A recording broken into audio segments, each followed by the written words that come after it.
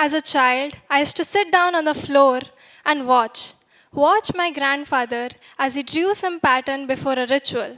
A neat square, then a circle around it, all with white chalk on red mud. And I remember asking, Dadaji, why are you drawing a circle around a square? And he smiled like he always did and said, because it's written in our scriptures. But that wasn't enough for me. Somewhere deep inside, I felt that there had to be something more than just the simple act. It felt more than decoration. It felt like a code. And that stayed with me. That image, that circle, that square. Years rolled by, and I stumbled upon a verse from Sulba Sutra, an ancient Vedic text that described geometry. It told how to construct a circle around a square such that the area of circle equals to that of the square. But wait, this Sanskrit sloka was written over 2800 years ago, described a geometric technique that the modern science is now using. And the values, they were astonishingly close to the modern value of pi, all without formulas, just deep observation and pure logic. And suddenly, all my grandfather's ritual made sense to me. And that's when it hit me. Maybe our mythology is not just about culture or tradition.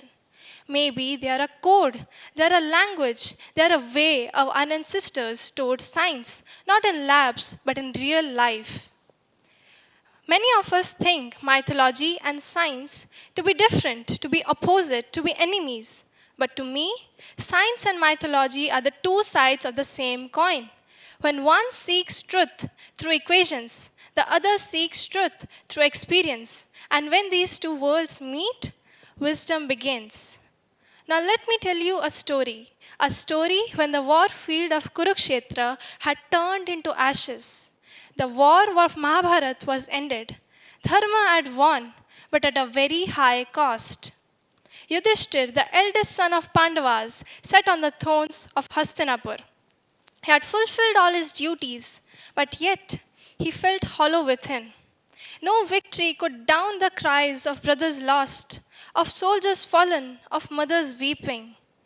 And so he got an advice by a sage and set out to perform the Rajasuya Yagya. It wasn't just any ritual, it was a symbol of supreme sovereignty, of righteousness ruling over chaos, of the declaration of peace.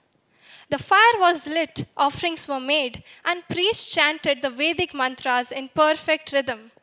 But yet, in the amid of grandeur, Yudhishthir couldn't rest. Narayan came and asked, Yudhishthir, why are you performing all this ritual? What's the essence of it? Yudhishthir couldn't answer. The pain of moral dilemmas couldn't leave him. And so he asked, why Narayan, why? Narayan smiled gently and replied, it's not in the fire of the yajna that makes it sacred, it's in your intentions. It's not in the offerings, the gold, the chant, but in the purity of your heart. The fire of the yajna symbolizes your focus.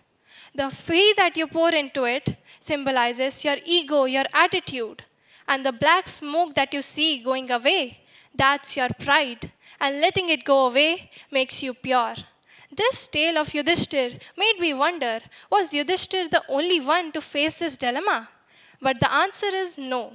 Our scriptures are filled with such instances where the outer meaning of rituals clashes with the inner, deeper meanings. Take the story of Nachiketa from Katha Upanishad. Nachiketa, a young boy, barely 10-year-old, was sent to Yam, the lord of death, by a father whose ritual went wrong. Imagine that, a small child standing on the door of death asked a question that no villager, no priest, no king ever dared to ask.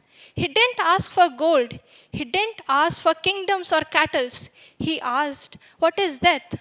What is consciousness? What is the material that lies beyond it? Yam got impressed by his question and replied him not magic, but pure knowledge. The knowledge of the soul, the knowledge of consciousness, the knowledge of what lies beyond material. These stories of Yudhishthir and Nachiketa aren't just any tales. They're a mirror from our ancient times. Because today also we perform rituals. We do chant, we fast on specific days, we do light the diyas. But somewhere along the way, we have started to dismiss what we didn't understand instead of diving into it. Our, our ancestors were not just blind believers, they were spiritual scientists who knew how to encode the mythology, the stories into symbols and chants. We should look at every ritual and ask, what's the essence behind it? Like, why do the bride and groom circle around the holy fire exactly 7 number of times? Because 7 is the only number from 0 to 9 that cannot divide 360. That's the complete angle. And this symbolizes that the bond between bride and groom is never separated. Why do we worship Tulsi plant? Because Tulsi plant, around a certain radius, snakes do not enter, and thus it protects us. Why do we tie sacred threads around our wrist?